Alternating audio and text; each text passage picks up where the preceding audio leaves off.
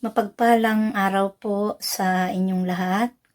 Ako po'y nagagalak na anyayahan kayo na panoorin ang OHC video sapagkat kung meron po kayong mga katanungan na hindi nasasagot patungkol po sa banal na Torah, dito po masasagot ang inyong mga katanungan o gumugulo sa inyong isipan. Katulad ko po noong hindi pa ako nakakapanood nito ay marami pong gumugulo sa aking isipan at hindi masagot-sagot ang aking mga katanungan.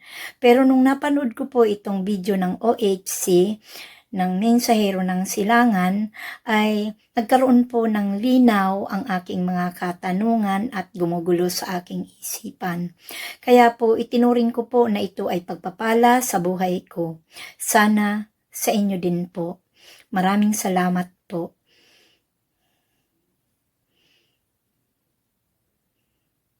At kung kayo po ay nasiyahan at nasagot ang inyong mga katanungan sa inyong panonood, ay paki-share lang po at follow the link lang po nasa baba po. Maraming salamat po. Be blessed.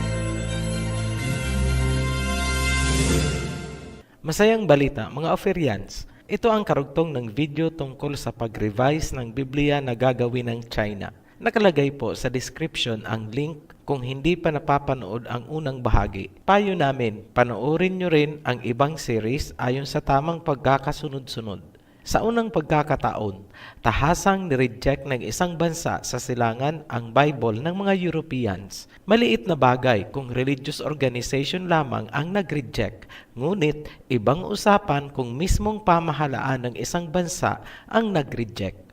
Kung natatandaan pa, mismong hari ng England ang nagdeklara sa King James Version bilang official Bible. Ang Nova Vulgata naman ay mismong canonized ng Roma. Pareho silang European Bible at ngayon, sa kauna-unahang pagkakataon, pareho silang rejected ng isang bansa. Maituturing ito na isang hamon sa pinagsamang biblical authority ng Roman Catholic at Protestant churches na gumawa ng European Bible. Hindi nakakapagtaka kung bakit sa muli babatikusin ang China ng buong Kristendom. Binasa namin ang mga reaksyon at mga komento sa unang bahagi upang matalakay ang pinakamahalaga at relevant na comment. Isa sa kapansing-pansing comment ay, wala daw karapatan ang China na mag-revise ng Bible. Huwag nyo sanang kakalimutan na ang unang nag-revise ng Biblia sabay sa pagsasalin ay ang mga Greeks. Kung ilalagay natin ang parehong argumento, ano naman ang karapatan ng mga Greeks na i-revise ang Biblia? Wala din, di ba? Huwag tayong double standard na kapag taga-kanluran ang gumawa, pwede, at kapag taga-silangan, hindi pwede. Kung hindi pinakialaman ng mga Greeks at Romans ang Biblia at hindi nila sinakop ang Israel ni Jacob, malaya sanang kumalat sa buong mundo ang Biblia na hindi kailangan ang pagbubuwis ng buhay. Hindi sana nagkaroon ng Inquisition.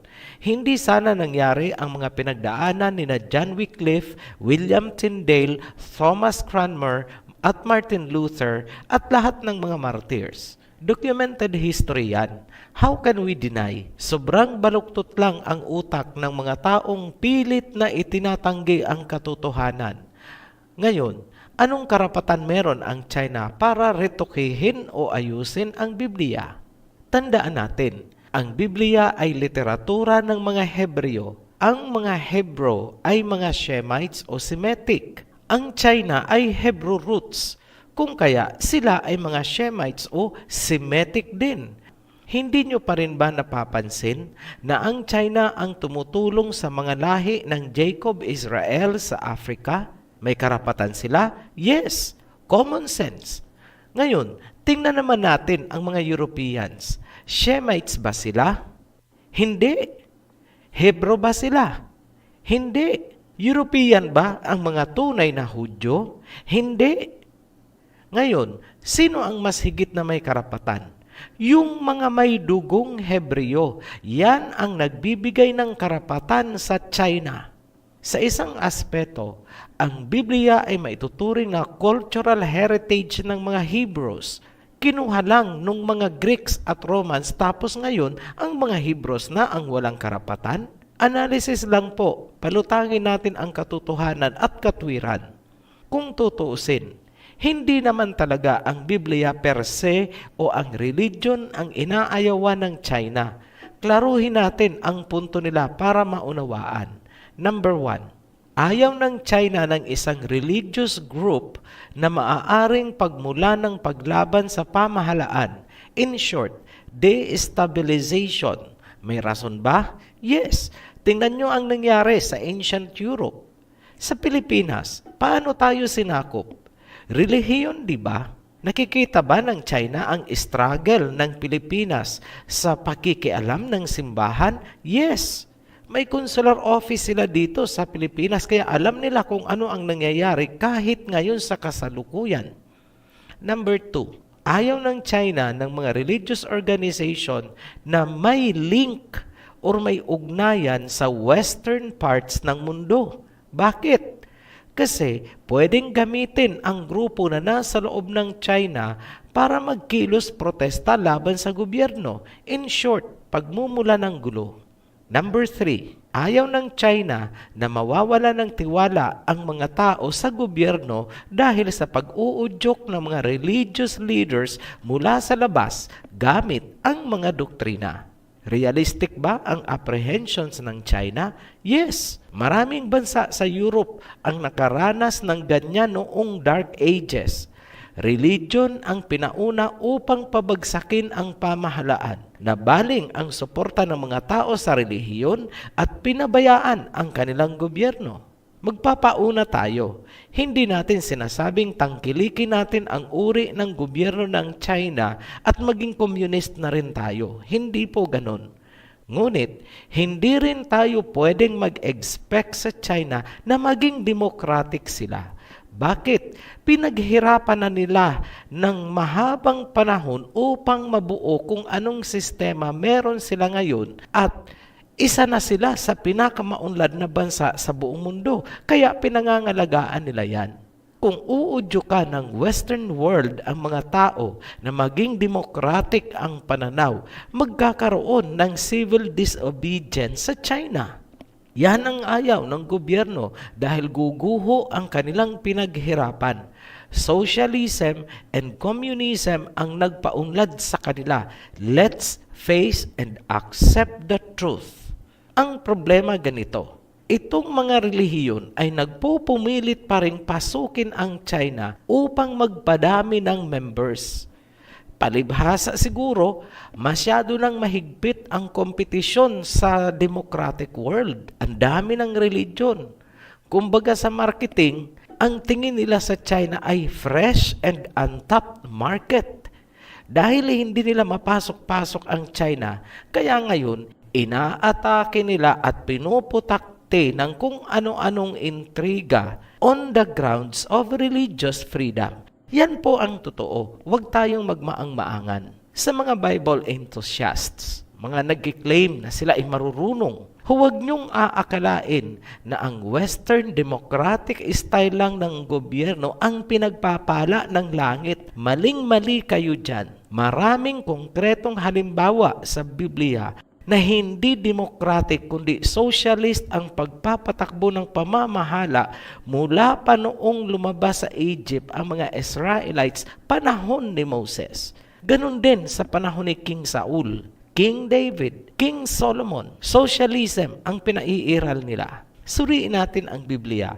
Maghanap nga tayo kahit katiting na palatandaan na democratic government nga ang pinaiiral ng Israel noon sa kapanahunan ng ating mga propeta. Meron ba sa Biblia na pahiwatig na kung ano ang gusto ng mga tao ay yun ang masusunod? Kung anong paniniwala ang gustuhin nila, yun ang masusunod? Wala, di ba? Konkret ang mga batas na sinusunod ng mga Israelites ni Jacob. Hindi subject to individual or sectarian interpretation. In short, walang religious freedom. Huwag po kayong maghahanap ng turo sa Biblia na merong religious freedom at wala kayong matatagpuan. Noong nasa wilderness pa ang mga Israelites, kinakalaban na nila si Moses. Gusto nila ng emancipation. Gusto nilang maging free. Ano ang ginawa sa kanila? Ipinatuklaw sila sa ahas.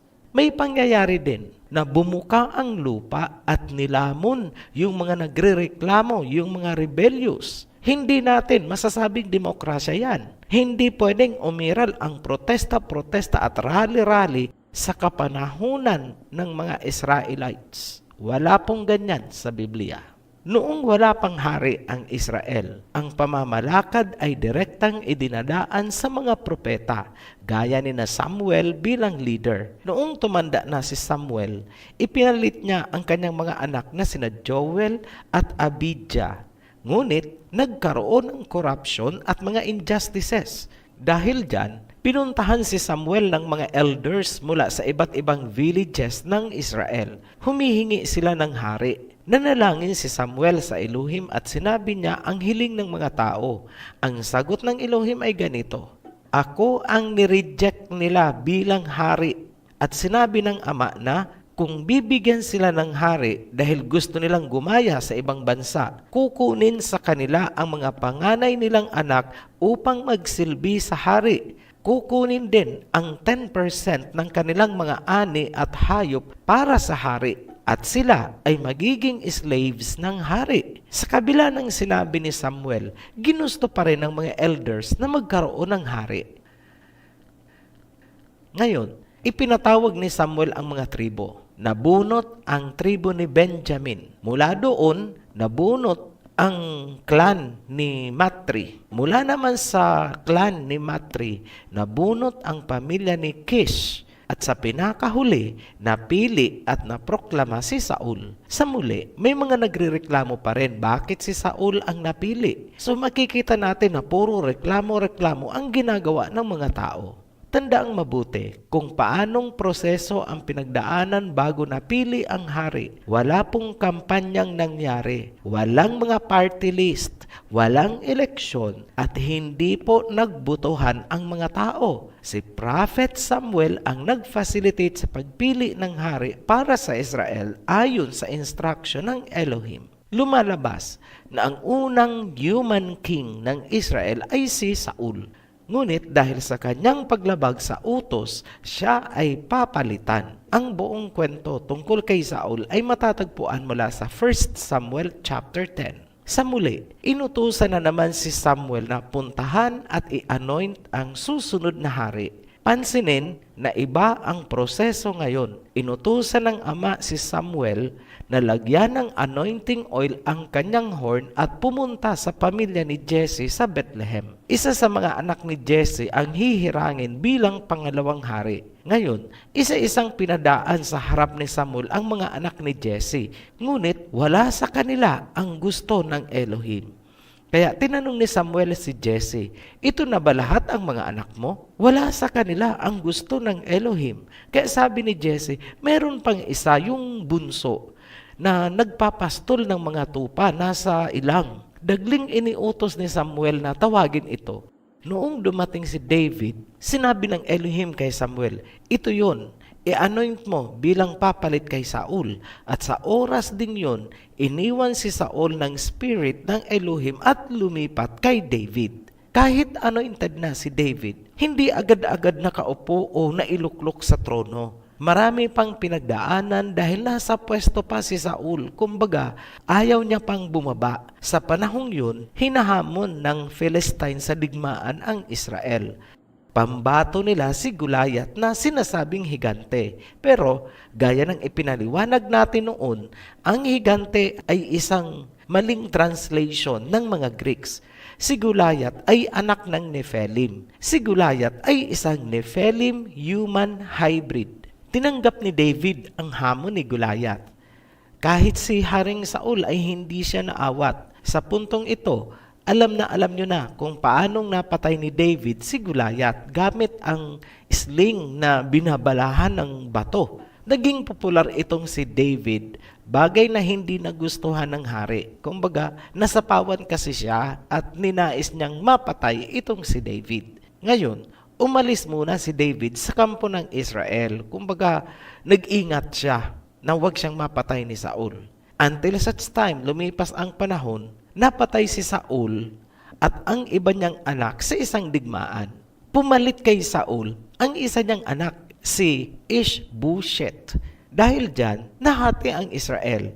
May pumanig sa kampo ni Ishbosheth, ngunit ang tribo ni Judah ay nanatiling loyal kay David. Nagkaroon pa ng paglalaban ang dalawang grupo.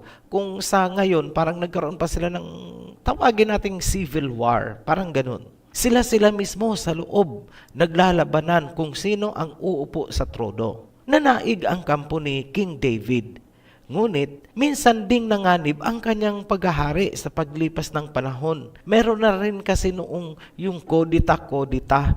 Sa sitwasyon ni King David, sarili niyang anak ang naghahamon. Yung long-haired niyang anak na si Absalom. Ngunit at the end, to cut the story short, napatay itong si Absalom. Pero hindi dahil iniutos ni King David. Yung may gawa ay yung mga tauhan na lang ni King David. Yun ang may mga pakana. Walang alam si King David.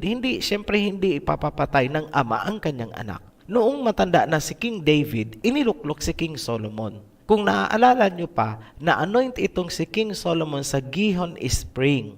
Ngayon, itong Gihon Spring ay na-discuss na po natin ito sa Rivers of Genesis. Ito po ay isang maliit na bahagi lamang ng malaking Gihon water system. Balikan nyo na lang po yan kung nakalimutan nyo na. May isang napaka-importante na dapat pansinin. Sa usapang pananampalataya, ang may kapangyarihan sa biblical time ay ang hari. Hindi po kagaya sa mga democratic governments ngayon na hands-off o walang karapatan ang hari o ang presidente kung ang pag-uusapan ay belief system ng bansa. Dahil sa katotohanan yan na nakasaad mismo sa Biblia, walang magagawa itong mga relihiyong ipinaglalaban ang demokrasi o mga religious freedom na yan.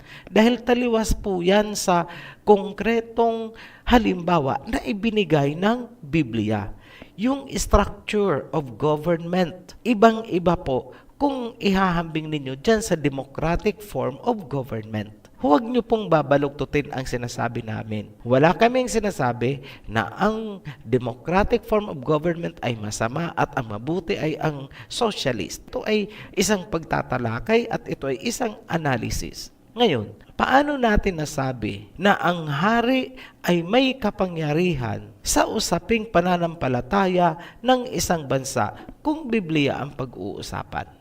Ganito po yun. Sino ang nagpatayo ng Temple of Israel? Hindi ba't si King Solomon? May hiwalay bang relihiyon na nagpatayo nito? Wala. Nagtayo ba ng kanilang templo at mga sekta ang mga Israelites? Hindi. Ministerial and ceremonial functions lamang ang kapangyarihan ng mga pari sa templo. Yung pinaka-administrative at executive control ay nasa hari. Democratic ba yan? Hindi. Huwag po nating guluhin ng kung ano-anong yapi-yapi doctrines ang mga konkretong halimbawa na ibinigay ng Biblia. Huwag pairalin, ang hugot dito, magtapal doon ng mga talata para lang palabasin ang sariling nais. May konkretong model na ibinigay ang Biblia, yun ang pagtibayin natin. Bakit hindi nila itinuturo na noon sina King David ay walang religious freedom? Hindi pwedeng magreklamo, tagasunod ka lang. Bakit hindi nila tinuturo yan? Kasi ma-phase out sila. Yan ang totoo. Sa panahon natin ngayon, anong bansa ang naaayon pa rin sa estilo ni na King David at King Solomon? Hanap po kayo. Buong mundo. Anong bansa ang nagmamatch doon sa style of governance ni na King David at King Solomon? Aralin nyo kaya ang ginagawa ng China at Russia. Sa kasalukuyan, government ng Russia ang nagpapatayo ng mga simbahan sa Russia. Ganon din ang China. Kung hindi man sila ang magpatayo ng simbahan, kontrolado pa rin ng gobyerno ang usaping relihiyon. Monitored. Ang structure na ganyan o yung arrangement na ganyan ay kagaya kina King David at King Solomon. Ngayon sasabihin nyo, yung mga China niyan hindi sila Christians. Hindi sila naniniwala sa Diyos. Let me correct you with that. Russia is Orthodox Church. Hindi makapasok ang ibang relihiyon. Pero hindi ibig sabihin na hindi sila naniniwala sa Creator. Sa China naman, may pinipili lang silang relihiyon. Kaya itong mga nare-reject, ngawa ng ngawa, punta sila ng punta sa media, kung ano-anong propaganda, kung ano-anong pambabatikos ang ginagawa laban sa China. Tingnan nyo ang mga international media. Bakit nga ba nagpupumilit na pumasok ang mga foreign religions para iligtas daw ang mga tao sa China at Russia? Come on! O sige, kunwari, nabubuhay sila sa kadiliman. Pero, dahil ang kanilang system of government ay functionally at structurally katulad ng nasa Biblia, madali sa Elohim na magpatupad ng pagbabago. Hindi po ang relihiyon ang magbabago sa kanila, kundi ang divine power mismo. Wala pong kakayahan ang mga relihiyon na baguhin ang isang bansa. Tandaan nyo po yan. Guguluhin lang nila ang peace and order gaya ng nangyayari ngayon. Tapos uulanin nila ng mga kesyo-kesyo persecution drama. Alam nyo, nakakaumay na ang mga ganyang style, mga ganyang linya. Ngayon, as a whole, pagtabi-tabihin nga natin at pagkumparahin natin, gamitin natin ang status of morality. Nasaan ang naglalakihang Sin City? Yung city ng kamunduhan. Nasa China ba? Hindi. Nasa Russia ba? Hindi. O, nasaan? Amerika at sa maraming bahagi ng Europe na andun ang mga Sin City. Ano ang nangyayari sa religious freedom? Ano ang nangyayari? Di ba? Ang dami nilang mga religion doon. Kasi may religious freedoms doon at may democracy. O bakit nagkaganyan ang mga city nila? Bakit naandun sa kanila ang Sin City? Di ba kayo nag-iisip? Ngayon, ito ang masasabi natin. Bakit hindi nila unahing linisin ang sarili nilang bakuran bago nila pakialaman itong nananahimik sa China? Nag-iisip po ba kayo? Balikan natin ang panahon ni Jonah. Sa mga hindi alam ang kwento tungkol kay Jonah, ito yung prophet na nilunok ng malaking isda dahil ayaw niyang pumunta sa Nineveh. Ganito nagsimula ang niyan, yung kwento niyan. Inutusan itong si Jonah ng Elohim na pumunta ka sa Nineveh. Mag-preach ka doon. Dahil pagka hindi, sisirain ko ang city nila o parang pababagsakin ko ang city nila. Ngayon, itong si Jonah ay natakot pumunta sa Nineveh. So, ang ginawa niya, sumakay siya papuntang Tarshish. O, pagdating sa laot ng dagat, yun, nagkaroon ng malakas na bagyo. At lumabas na itong si Jonah ang dahilan bakit nagkakaganon. So, sabi ni Jonah doon sa mga crew ng barko, ihulog niyo ako sa dagat, matitigil ang bagyo. So, ganun nga ang ginawa sa kanya. Inihulog siya sa dagat.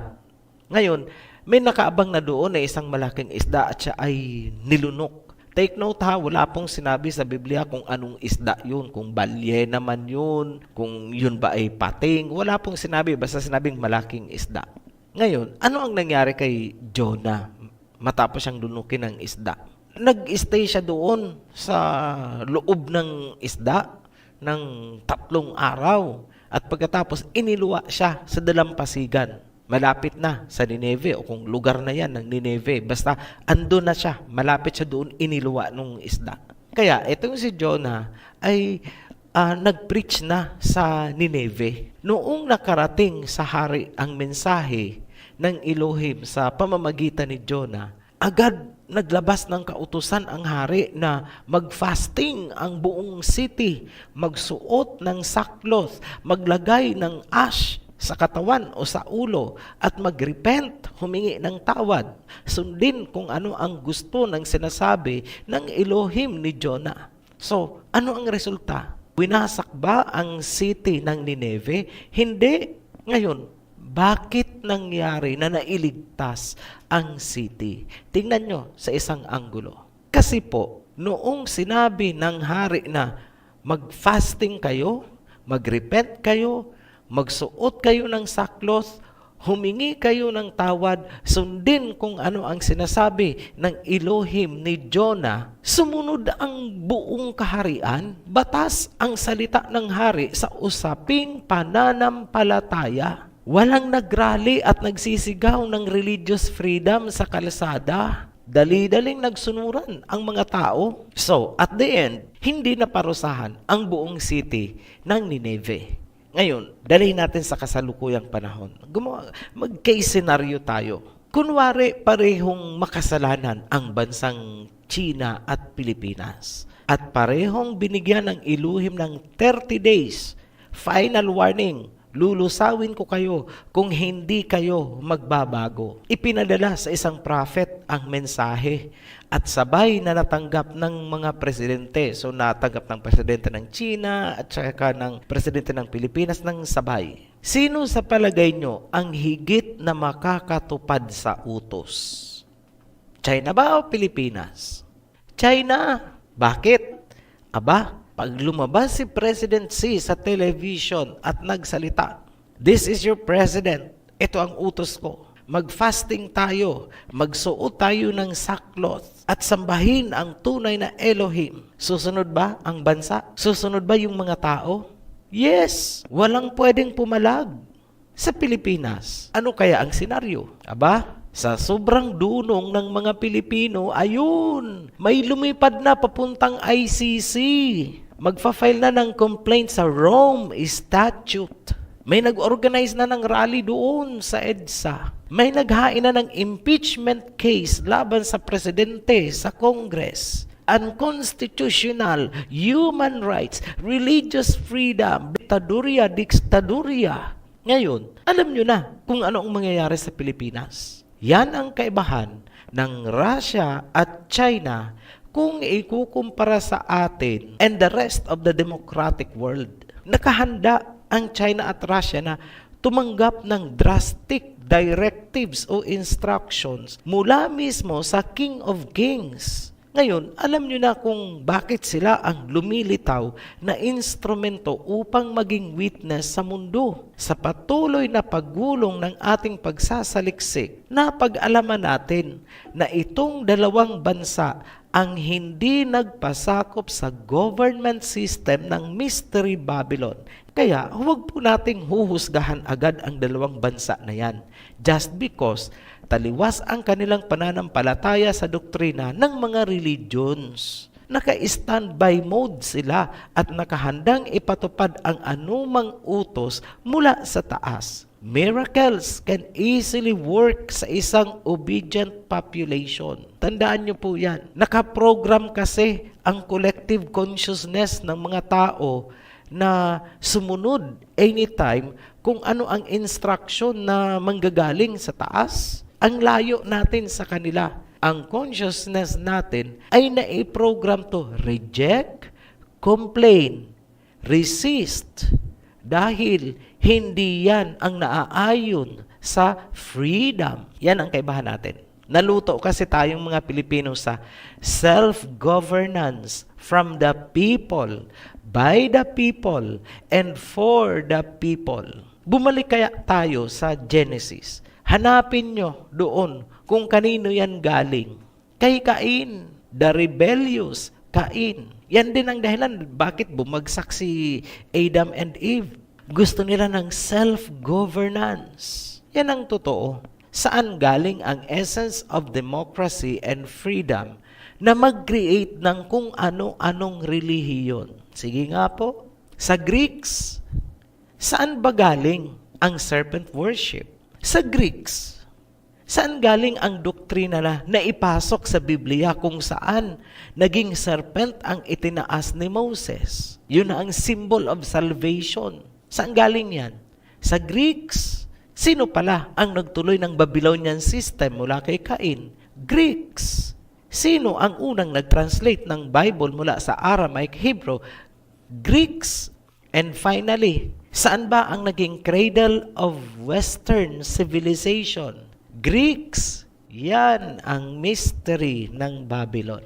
Maliwanag, mula sa form of government, ideology, philosophy at doctrines ay Babylonian. Naipasok nila yan sa Biblia, naipasok sa mga bansa, ngunit pumalag si China at si Russia. Ayaw namin. Sana magkalinawan tayo. Ngayon, merong sinasabi sa Revelation 17. Ipinakita kay John Revelator ang isang babaeng patutot kung saan nagkasala ang mga hari at mga bansa. Sa forehead ng patutot, nakasulat ang Mystery Babylon, Mother of Harlots. Pagdating mo naman sa Revelation 18:4, ganito ang nasusulat. And I heard another voice from heaven saying, Come out of her, my people, lest you share in her sins, and lest you receive of her plagues. Sinasabi ng verse na umalis kayo sa sistema, lumabas kayo. Huwag niyong tangkilikin para hindi kayo madamay sa kanyang mga kasalanan at parusa. Ngayon, kung magmumuni-muni tayo, tinangkilik ng buong mundo ang Western culture, philosophy, and religion. In short, yung Babylonian system yan. Ngunit, taliwas naman ang ginawa ng Russia at China. Nagsara sila ng pintuan at mga bintana nila. Ang tingin nila para itong pollution. Hindi kayo pwedeng pumasok sa amin. Ayaw namin sa inyo. Yan ang Russia at China kung titingnan mo mula sa biblical na aspeto. Ano lang ang kulang sa kanila? Ang pangalan lang ng Elohim. Ngunit, madali na yan sa Elohim kung paano niya ipapakilala ang kanyang sarili sa dalawang bansa. At madali ding maipakilala ng mga pinuno nitong bansa sa kanilang mga tao. At dahil ang mga tao nila ay trained and programmed na maging masunurin, mabilis ang implementation down to the grassroots. So ano ang ini-expect niyong makikita? Parang Nineveh sa panahon ni Jonah. That is how the divine power will work. Mauulit ang Nineveh phenomenon. Balikan natin itong topic. Itong pagpaparevise ng China sa Biblia ay isang paunang palatandaan na unti-unti na nilang tinititigan, ano ba itong Biblia na to? Unti-unti na nilang madidiscover ngayon ang totoong sila bilang mga Shemite at Hebrew. Malalaman na nila na ang kanilang mga ginagawang pagtulong sa lahi ni Jacob sa Africa ay naitakda pala sa Biblia na hindi nila alam. Ngayon pa lang sila nagsisimula, pinapareview nila.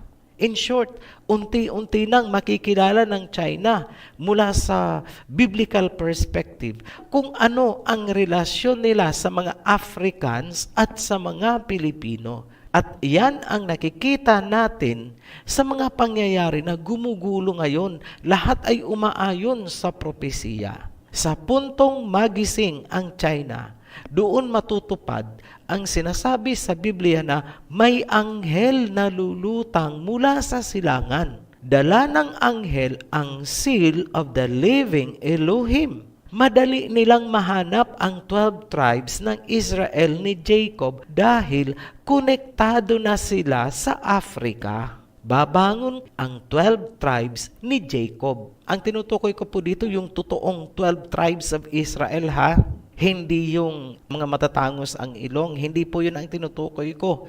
Hindi po yung mga Hollywood stars na nagkukunwaring mga Hudyo. Ngayon, may maganda ding naidulot ang pagpursige nitong mga sekta na pumasok sa China. Bakit? Nakalampag nila ang pamahalaang China na titigan ang Biblia. Yan ang nakikita natin na parang naging advantage. May ituturing yan na isang bahagi ng proseso, a process of awakening for China.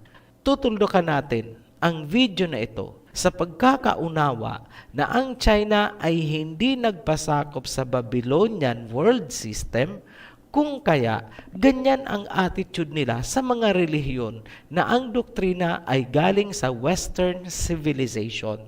Ang pagpaparevise nila sa Biblia ay isang palatandaan na tinititigan na nila ngayon ang nilalaman ng Biblia. Kailangan nating tulungan sa panalangin na magawa nila ng tama at gabayan sila ng Elohim sa gagawin nilang pag-aaral, pagrepaso at pagrebisa sa Biblia. Muli kaming nagpapasalamat sa inyong walang sawang pagsubaybay sa ating mga videos. Paalala lang po sa mga bagong subscribers, mga bagong manunood natin, na sundan nyo po ang tamang sequence ng mga video. Nilagay na po natin sa description ng bawat video ang tamang pagkakasunod-sunod. Hanggang sa muli, be blessed, Ophirians. At kung nasagot po ang inyong mga katanungan at kayo ay nasiyahan, paki-like and share lang po. Nasa baba po ang link. Follow the link po. Thank you po.